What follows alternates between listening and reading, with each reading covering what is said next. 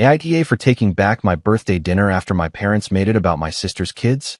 I'm Frank. I'm 27, and in my family, that meant I was the person everyone assumed could adjust, reschedule, drive over, pay first, stay late, or give up his plans without making it weird. I'm a guy who lives on his own, pays his own bills, and has spent most of my adult life trying not to be a burden to anyone. My older sister Rachel is 32 and has 2 kids, Emma, who's 7, and Noah, who's 5. My parents, Linda and Mark, adore being grandparents, and I became the family spare tire. I didn't hate that role at first. I loved my niece and nephew. I still do. Emma is sweet and dramatic in that very serious 7-year-old way where everything is either the best day ever or a total disaster. Noah is loud, sticky, funny, and always somehow missing one shoe. They were never the problem. The problem was that every adult in my family slowly learned to treat my time like it belonged to the group. If Rachel needed help, my plans became flexible. If I needed something, I was told not to make it a big deal. If I said I was busy, my mom would sigh like I had just announced I was abandoning the family in a burning building. It started with small things. I would be halfway through lunch with my parents when my mom would check the shared family calendar and say, "Oh, Emma has soccer at 1. We should probably go help Rachel get them ready." "We just ordered," I said the first time. My dad gave me that tired little smile he used when he didn't want conflict. "We'll do lunch another time. You know how your sister gets when she's overwhelmed." Another time, Rachel asked me to watch the kids for an hour while she ran errands. 1 hour turned into 5. I called her 2 times. She texted back, "Almost done," then came home with coffee, shopping bags, and no apology. When I brought it up later, she rolled her eyes. "You don't get it. You can just do whatever you want whenever you want." That became one of her favorite lines. "You don't get it. You don't have kids. Must be nice." My birthdays were never huge. I didn't need banners or a giant party, but even those became background noise. One year, my parents gave me a grocery store gift card still in the cardboard sleeve from the checkout lane, and my mom said, "I know it's not exciting, but you're practical." 2 weeks later, Emma got a custom cake shaped like a unicorn and a wish list Rachel had sent out in a family email titled Emma's Birthday Ideas. I wasn't jealous of a child. I just noticed. Whenever I reacted, my mom acted like I had asked the family to sacrifice a kidney. "Frank, come on. She's a kid." "I know she's a kid," I said once. "I'm not mad at Emma. I'm saying it would be nice if my birthday didn't feel like an afterthought." My mom looked genuinely confused. "You're grown. Adults don't need all that attention." My dad added, "Nobody's saying you don't matter." That was the thing. They never said it. They just kept proving it. By the time my 27th birthday came around, I decided I wanted one normal dinner that was actually mine. Not a huge party. Not some expensive production. Just a semi-private table at a restaurant I liked, a cake with my name on it, my parents, Rachel, the kids, my Aunt Denise, and a few close friends. My friend Evan was coming too. He's one of those people who can walk into a room and make it feel less tense without trying. I made the reservation myself because I didn't want anyone coordinating it into something else. The restaurant required a deposit and a card on file for the semi-private space. Fine. I paid it. I ordered a simple cake from a local bakery with "Happy Birthday, Frank" written across the top. Nothing fancy, just mine. When I put the dinner in the family group chat, I kept it light. "Birthday dinner is Saturday at 7. Reservation is handled. Please don't turn this into a babysitting schedule crisis. One night. That's all I'm asking." Rachel replied with a laughing emoji. "Relax. Nobody wants to steal your steak." My mom sent, "Of course, honey." My dad gave it a thumbs up.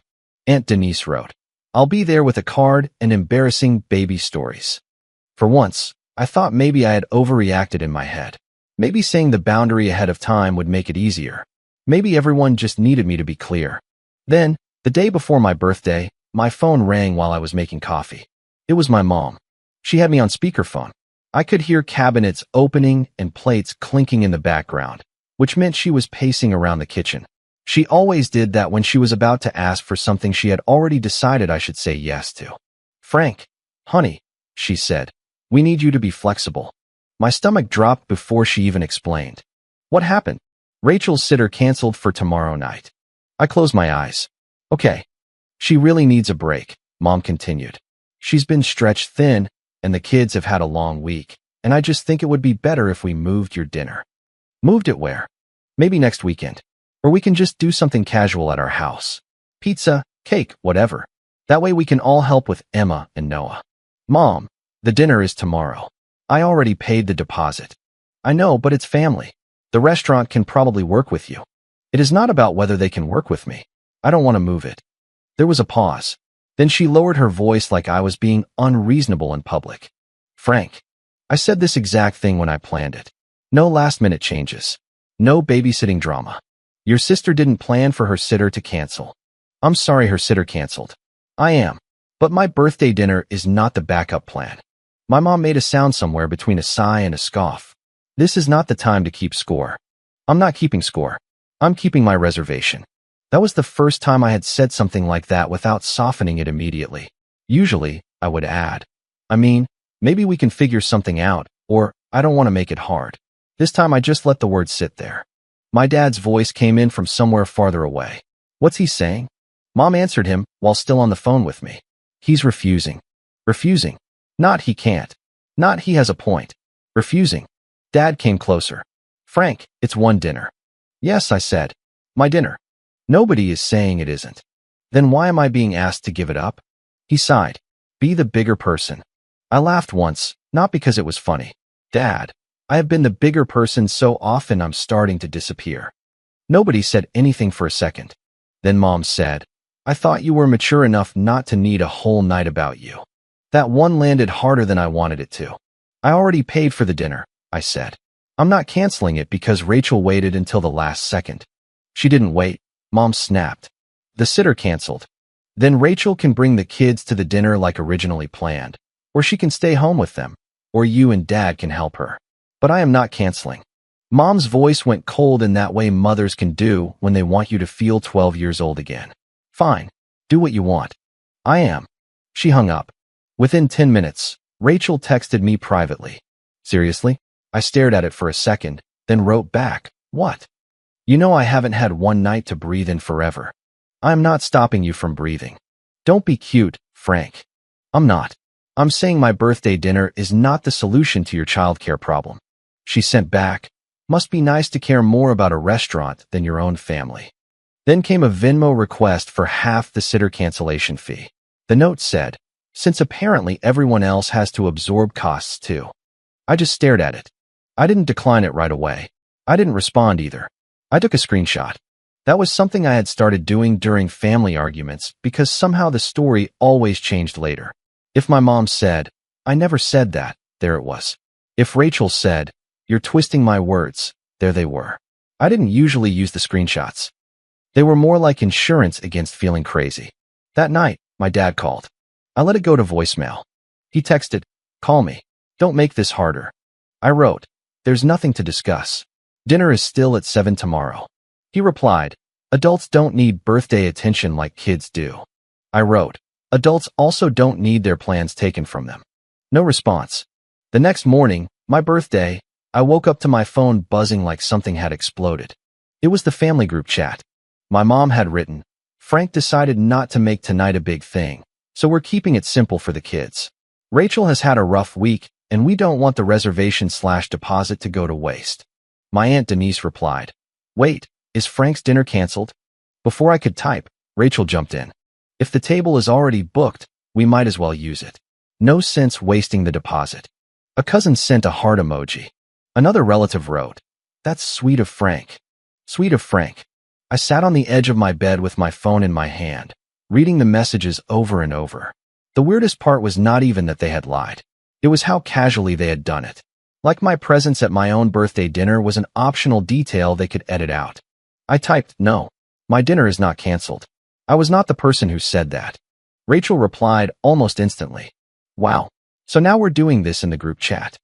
I wrote, you started doing this in the group chat. My mom wrote, Frank, please don't embarrass everyone. We are trying to make the best of a difficult situation. I read that twice. Then I put the phone down before I said something I couldn't take back. Old Frank would have called my mom immediately. Old Frank would have argued until he got tired, then compromised just to stop everyone being upset with him. Old Frank would have said, fine, use the table. and then spent his birthday pretending he wasn't hurt while Noah smeared frosting on the cake that used to have his name on it. I wasn't interested in being old Frank that morning. I called the restaurant. A woman answered with the calm, polished voice of someone who had handled every kind of customer nonsense imaginable. "Thank you for calling. How can I help you?" "Hi. I have a reservation for tonight under Frank." After confirming my number, she said, "Yes, I see it. Semi-private room at 7, deposit paid, card on file. Has anyone tried to change anything about it?" There was a pause. Not suspicious, just professional. "I see a note that someone called asking about increasing the party size and whether children could be accommodated in the room, but no changes were made because the reservation is under your name." My jaw tightened. "Can I add a guest list note?" "Of course. Only people approved by me can be seated in that room. If anyone else shows up asking for it, they do not have permission to use the reservation." "Understood," she said. "I'll note that the host should verify with you." "Thank you. What's your name?" "Dana." "Thank you, Dana." Seriously. After that, I called the bakery. The guy who answered sounded distracted, like he was standing near ovens and 10 ringing phones. "Hi," I said. "I have a cake order for Frank. Pick up today." He checked. "Yep. Chocolate cake, vanilla buttercream. Happy birthday, Frank." "Has anyone tried to change the writing?" He hesitated. "Someone called yesterday, asking if we could make the cake less birthday specific. Something more kid-friendly. But they didn't have the order number, so we didn't change it." I looked at the wall across from me for a long second. "Did they give a name?" "Rachel, I think. She said she was your sister." There it was. Up until then, a small part of me had still been trying to excuse everyone. Maybe my mom panicked. Maybe Rachel really was overwhelmed and not thinking clearly. Maybe they were handling it badly, but not maliciously.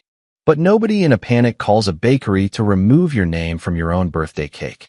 "Please don't change anything," I said. "I'll pick it up myself." "No problem." I hung up, took another screenshot of the call log, and sat quietly at my kitchen table. My phone buzzed again. Family chat.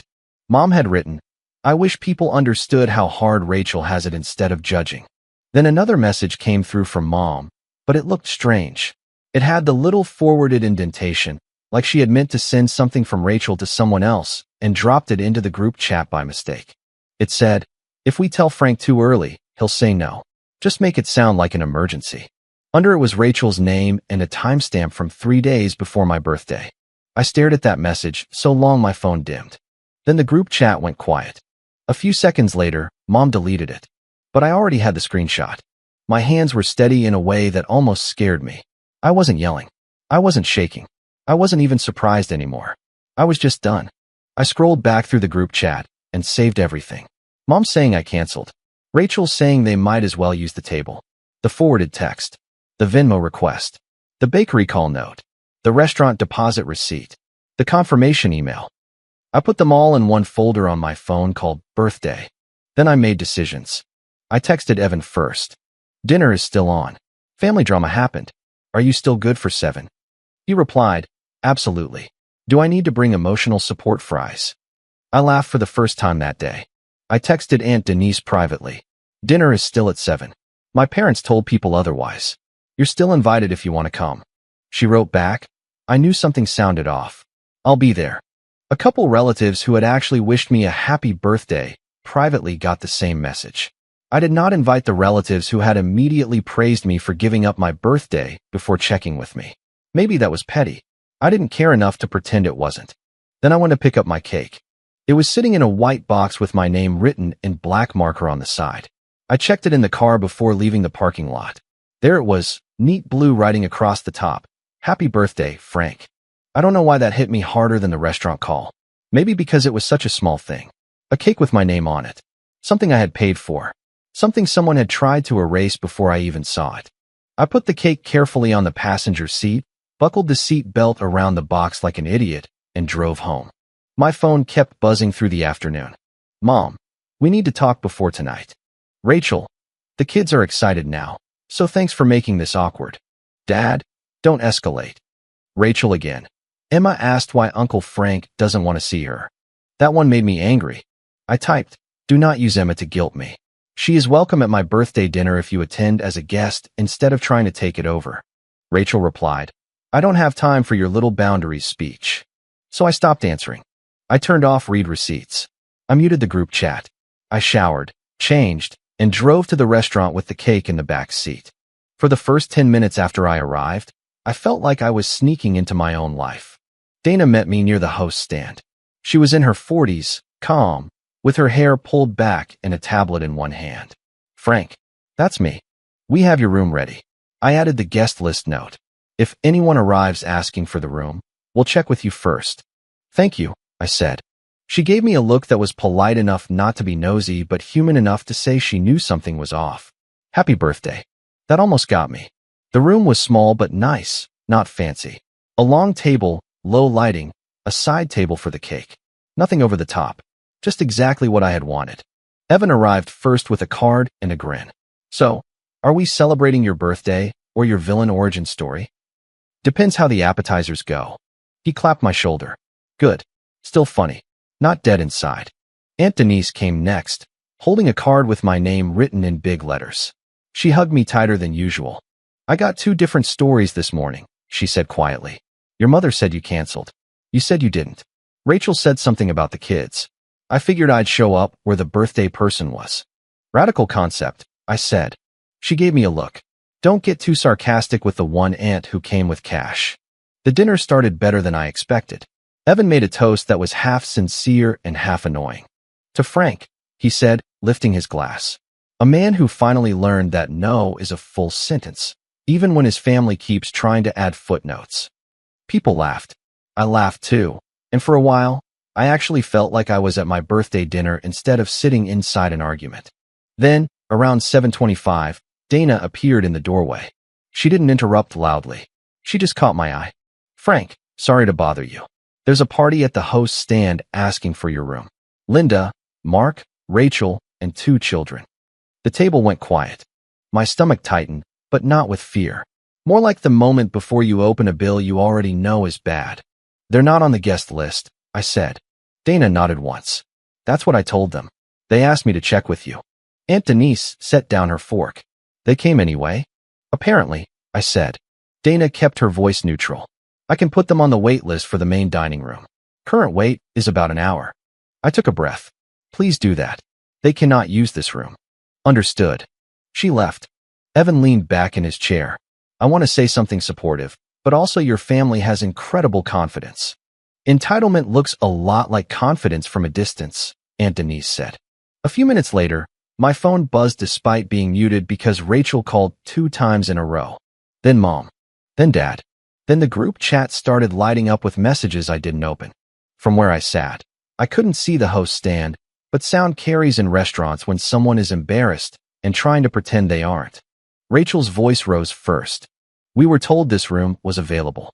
Dana's voice stayed even. I'm sorry, but I can only seat the party listed under the reservation. My brother is in there. Yes, the reservation is under Frank's name, and the private room is already occupied by the confirmed guest list. My mom said something lower that I couldn't make out. Then Noah started crying. Not a fake cry. A tired, hungry 5-year-old cry. That part made my chest hurt. He didn't understand deposits or family group chats or his mother turning someone else's birthday into a power play. He just knew he had been dragged to a restaurant and now couldn't sit down. Emma's voice floated in, small and confused. Are we seeing Uncle Frank? Rachel snapped. I don't know, Emma. That was the first moment I almost got up. Not because I felt guilty about the reservation. Because I hated that the kids were standing in the blast radius of choices adults made and then blamed on me. Aunt Denise stood before I did. I'll go out there, she said. You don't have to. I know. She left the room. Evan watched the doorway like he was watching a live sports game, but trying to be respectful about it. Later, Denise told me exactly what happened. She walked up to the host stand holding my birthday card in one hand and looked at my mom. Linda, I thought Frank canceled. My mom's face went tight. Denise, not now. Rachel said. He changed everything at the last second. Denise looked toward the private room, where I was very clearly seated at a birthday dinner with a cake on the side table. So did Frank cancel his birthday, or did you cancel it for him? Dad rubbed his forehead. Can we not do this here? Denise said, you brought it here. Rachel shifted Noah on her hip while he cried harder. This is ridiculous. We have kids with us. Dana said, still calm. I can put your party on the wait list, but it will be about an hour. Rachel turned toward my mom. Are you kidding me? Mom looked humiliated, which I think bothered her more than being wrong. I could have left it there. Honestly, I almost did. They were already embarrassed. Dana had handled it. Denise had asked the obvious question. My dinner was still happening. Then Rachel sent a message to the group chat. Hope everyone is proud. Frank is making 2 hungry kids wait outside his private room because he needs attention. That was when I opened the folder on my phone. I sent one message to the group chat. Since my name is being used a lot tonight, here are the parts everyone left out. Then I attached the screenshots. My reservation confirmation with my name and deposit. Mom's message saying I canceled. Rachel's message saying they might as well use the table. The bakery call note I had typed up right after speaking to them. The Venmo request. And finally, the forwarded text from Rachel, dated 3 days earlier. If we tell Frank too early, he'll say no. Just make it sound like an emergency. I didn't add a speech. I didn't call anyone names. I just sent the proof. For about 30 seconds, nobody in the chat said anything. Then Aunt Denise, who was apparently still standing near the host stand, wrote, Rachel, when did you actually know the sitter was unavailable? Rachel didn't answer. My cousin wrote, wait, what? Mom wrote privately to me, not in the group chat. Take that down. I wrote back, no. You're humiliating your sister. You lied about me publicly. I corrected it publicly. She didn't respond. Dad sent, enough. I wrote, agreed. Then I put my phone face down and ate my birthday dinner. That sounds colder than it felt.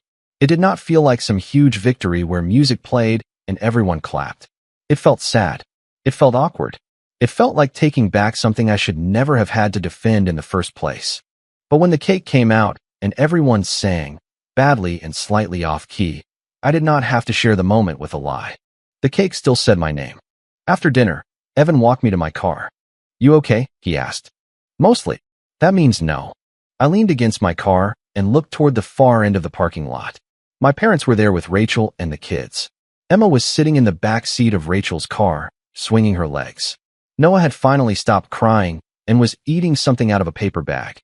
My dad was standing with his hands on his hips. My mom was talking fast. Rachel looked furious. I hate that the kids were there, I said. Yeah, Evan said. But you didn't bring them. I knew he was right. It still didn't feel good. As I was getting into my car, Rachel spotted me and started walking over. My parents followed. Frank, my mom called. I shut my car door, but didn't start the engine. Rachel stopped a few feet away. Her face was red, but her voice was low because we were in a parking lot and people were walking by.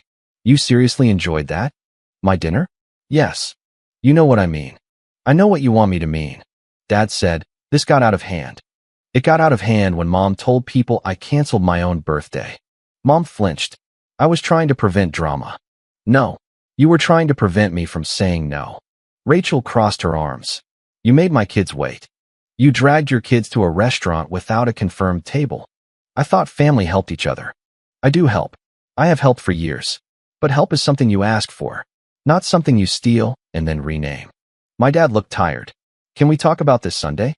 Not in a parking lot. Sure, I said. But I'm not apologizing for keeping the reservation I paid for. Mom's mouth tightened. We'll discuss it. Great. I started my car before anyone could turn it into another round. Sunday dinner at my parents' house was the kind of quiet that had weight. Food was on the table, but nobody was really eating. My mom had made too much, like volume could fix tension. Chicken, salad, rolls, a bowl of pasta nobody touched. The TV was off. The kids were in the living room with a movie on low, which I appreciated because I did not want them hearing adults argue about them like they were objects. Aunt Denise came too. That was not normal for Sunday dinner. I think my mom invited her thinking Denise would soften things. That was a mistake. We sat down, and my mom started immediately. You embarrassed your sister in public. I put my napkin in my lap. Hello to you too. Don't be sarcastic. Don't start with something untrue. Rachel made a little sound. Untrue? We were standing there with hungry kids while you sat in a private room like royalty. Like a person who made a reservation. Mom said, Frank. Dad cut in before she could keep going. Let's just calm down. I looked at him. I'm calm. You know what I mean. No, I don't. Because in this family, Calm down usually means I should stop reacting to what everyone else did. That shut him up for a second. Mom took a breath. You could have made this easier for everyone. There it is, I said. Rachel leaned forward. What is that supposed to mean? It means the solution was supposed to be me disappearing quietly. Oh my God, Rachel muttered. You are so dramatic. I pulled out my phone and set it on the table. I wasn't going to do this here, but since everyone keeps telling me what I did, let's be specific. Mom's eyes narrowed. Frank, don't. Why not? Private messages don't belong at the dinner table. You made the lie public first. I unlocked my phone and opened the folder. Reservation under my name. Deposit paid by me. Cake ordered by me. Mom's group chat message saying I canceled. Which I didn't. Rachel saying she might as well use the table. Bakery said Rachel called asking to make the cake less birthday specific. Venmo request from Rachel because apparently I was supposed to pay for her sitter issue too. And then this. I turned the phone toward my dad first. The forwarded text. If we tell Frank too early, he'll say no. Just make it sound like an emergency. The room went very still. My dad's face changed slowly. He looked from my phone to Rachel. Rachel, he said, quieter than before. You knew 3 days before? Rachel's jaw clenched. I knew the sitter might not be available. That's not what the text says, I said. Mom jumped in. She was overwhelmed. Mom, she planned how to pressure me. That is not fair. Aunt Denise, who had been silent until then, put down her fork. Linda, it is exactly fair. My mom turned on her. Denise, please. No, Denise said. You told people Frank canceled. Rachel tried to use his table and change his cake. Then you both acted shocked when he didn't hand it over. That's manipulative. Rachel's eyes filled with angry tears. Everyone loves judging the mom until they have to live my life. Nobody spoke for a moment. I said, Rachel, I believe you're tired. I believe parenting is hard. I am not saying you don't need help. I am saying you use needing help as a shield so nobody can question how you get it. Wow. And mom helps you do it. Mom looked wounded. I help my daughter. You have 2 children, I said. Rachel is not your only kid. Dad rubbed his hand over his mouth. He wouldn't look at me. I wasn't done. My voice stayed steady, but my chest felt tight. I wasn't asking to be treated like a child. I was asking not to be treated like furniture you can move around whenever someone else needs space. Mom's eyes dropped to her plate. Rachel whispered, You ruined a family night over a birthday dinner. No, I said. You tried to turn my birthday into a family night and got caught. Dad said, Frank, I should have handled it differently. It wasn't a full apology, but it was the first honest thing he had said. I nodded once. Yes.